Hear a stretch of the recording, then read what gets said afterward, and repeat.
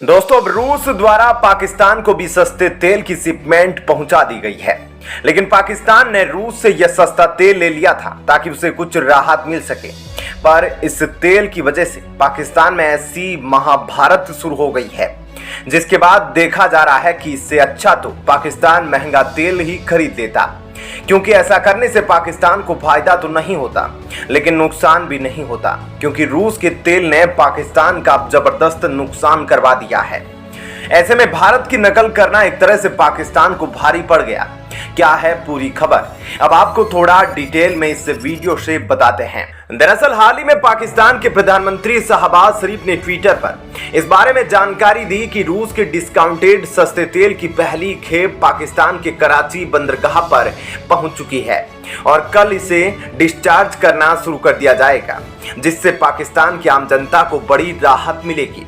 बता दें कि रूस ने पाकिस्तान को 1 लाख मीट्रिक टन कच्चा तेल की खेप भेजी थी और एक बहुत बड़ा जो टैंकर था, लेकिन दिक्कत यह है कि पाकिस्तान के किसी भी बंदरगाह की इतनी कैपेसिटी नहीं है जो 1 लाख मीट्रिक टन के टैंकर को हैंडल कर सके।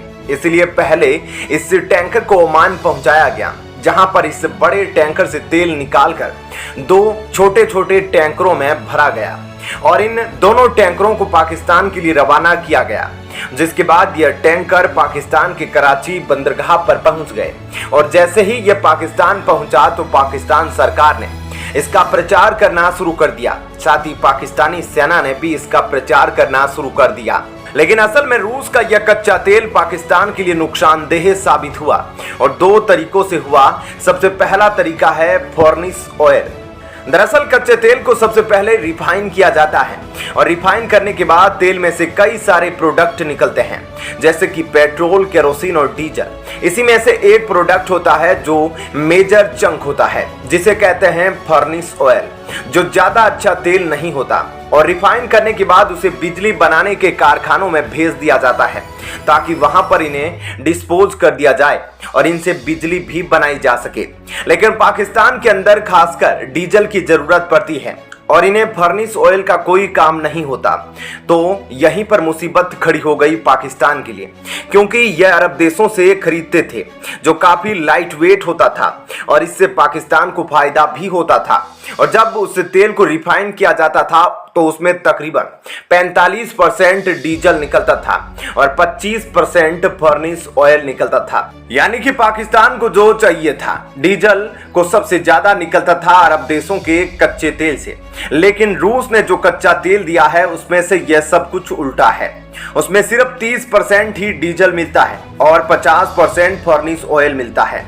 ऐसे में आपको लग रहा होगा कि इसमें कौन सी बड़ी बात है, या 30% डीजल निकल रहा है उसको इस्तेमाल कर लेंगे और 50% जो फर्नेस ऑयल है उसे बेच देंगे। लेकिन ऐसा नहीं है, क्योंकि पाकिस्तान की रिफाइनरी ज्यादातर ऑयल कंपनी द्वारा यह बताया गया है कि जो फर्नेस ऑयल होता है उनको बेचना ही पड़ता है, क्योंकि पाकिस्तान में उसका कोई इस्तेमाल ही नहीं होता और ना ही उसको स्टोर करके रखा जा सकता है। और अगर पाकिस्तान इसे एक्सपोर्ट करता है तब भी इन्हें काफी ज्यादा घाटा होगा।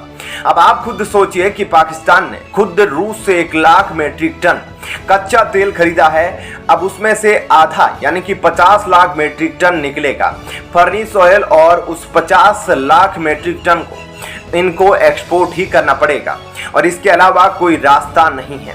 ऐसे में इनको काफी ज्यादा नुकसान होने वाला है। रूस की तरफ से आया हुआ यह सस्ता तेल मानो पाकिस्तान के गले की हड्डी बनता नजर आ रहा है। तो इस खबर के बारे में दोस्तों आपकी क्या राय है, हमें कमेंट करके जरूर बताइएगा। और अब आपको बताते हैं ऐसी ही एक और बड़ी खबर। दोस्तों, जैसा कि आप सभी जानते हैं कि यूएनएससी में वीटो हासिल करने के लिए भारत जी तोड़ कोशिश कर चुका है, लेकिन तब भी कोई नतीजा निकल नहीं रहा। तो अब भारत ने ऐसी धमकी दी है जिससे यूएन में हड़कंप मच गया है। सबसे पहले आप ये क्लिप देखिए और तस्वीरें देखिए कि कैसे वीटो पावर पर इंडिया ऐसा बोला कि पूरी दुनिया कांप उठी। India's position on the veto remains consistent and clear. The veto as a matter of principle should be abolished. Over the past 75 years, all five permanent members have used the veto to achieve their respective political ends. today to acknowledge that a year has passed since the adoption of the veto initiative by this August Assembly. दोस्तों, जैसा कि आप जानते हैं, UN security में reforms की demand आज दुनिया में हर कोई देश कर रहा है, लेकिन यूएन में जो 5 परमानेंट मेंबर है, उन्होंने यह डिसाइड किया है कि यूनाइटेड नेशन में नॉन परमानेंट मेंबर की सीट को भले ही बढ़ा दिया जाए, यानी कि 15 और नॉन परमानेंट मेंबर्स को ऐड कर दिया जाए। ऐसा करने में किसी को आपत्ति नहीं, लेकिन परमानेंट सीटों को बढ़ाने वाले मामले को भी ये लोग टाल गए हैं, क्योंकि इन देशों में पहले से यह साजिश रची हुई थी कि वीटो पावर को यह सिर्फ पुराने 5 मेंबर के बीच में ही बांट कर रखेंगे, यानी रिफॉर्म के बाद भी जो नए परमानेंट मेंबर यूएन काउंसिल में आएंगे उनके पास वीटो पावर नहीं होगा।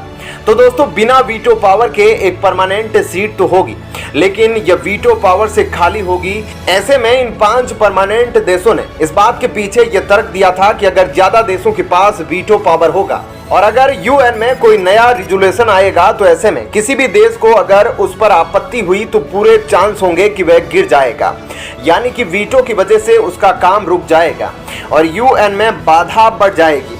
यानी साफ तौर पर कहा जाए तो 77 सालों से वीटो पावर को एंजॉय कर रहे यह देश अब भी इसे छोड़ने को तैयार नहीं है और ना ही यह किसी दूसरी कंट्री को इस क्लब में शामिल होने देना चाहते हैं, और वह भी तब जब फ्रांस और ब्रिटेन आज की डेट में फ्रांस जर्मनी से नीचे हैं। ऐसे में यूएनएससी में परमानेंट सीट और वीटो पावर आज के समय में भारत के लिए बेहद जरूरी है, क्योंकि भारत में इसके लिए 77 सालों तक वेट किया गया है और आज की कंडीशन पूरी तरह से भारत के लिए है, क्योंकि इस वक्त भारत G20 का प्रेसिडेंट है और एससीओ की प्रेसिडेंसी भी भारत के पास ही है। भारत दुनिया का सबसे बड़ा लोकतंत्र है और उस पर आज तक किसी भी देश पर आक्रमण करने का आरोप तक नहीं। दुनिया की सबसे बड़ी इकोनॉमी भी है, सबसे बड़ी पॉपुलेशन वाली कंट्री भी है। स्पेस में भी यह महाशक्ति की तरफ बढ़ रहा है और यहाँ तक कि मिलिट्री और डिफेंस पावर में भी भारत का लोहा पूरी दुनिया मान रही है। और तो और भारत अब एक पावरफुल नेशन बन चुका है, जहाँ रूस और चीन की नहीं चलती और सभी कंट्रीज भारत की बात बड़े गौर से सुनते हैं। और बड़ी बात यह है, अगर सिक्योरिटी काउंसिल के अंदर रिफॉर्म्स होते हैं तो भारत को परमानेंट सीट की और जरूरत होगी, लेकिन यह सभी 5 परमानेंट मेंबर भारत को बिना वीटो पावर के ही सीट ऑफर कर रहे हैं, जिसको लेकर भारत अब भड़क चुका है। भारत ने अब इससे सिक्योरिटी काउंसिल से कहा कि रिफॉर्म के बाद यूएन के नए परमानेंट मेंबर को भी वीटो पावर दी जानी चाहिए। अगर ऐसा नहीं करना है तो जो पुराने परमानेंट मेंबर है जिनके पास वीटो की पावर है, उनसे भी छीन ली जानी चाहिए। इसको पूरी तरह से खत्म कर दिया जाना चाहिए। साथ ही भारत की तरफ से यह भी कहा गया है कि वीटो पावर को नई कंट्रीज को दिए जाने से कोई भी दिक्कत खड़ी नहीं होगी। ऐसे में भारत ने जो कुछ भी कहा है उसने पूरी दुनिया में आग लगा दी है। भारत ने इस बार यूएन की जो रग दबाई है, उसके बाद चीन अब पूरी तरह से गेम से आउट हो चुका है। ऐसे में अब आगे यह देखना दिलचस्प होगा कि यूएन की तरफ से क्या फैसला लिया जाता है। तो दोस्तों, ऐसे में इस खबर के बारे में आपकी क्या राय है, हमें कमेंट करके जरूर बताइएगा।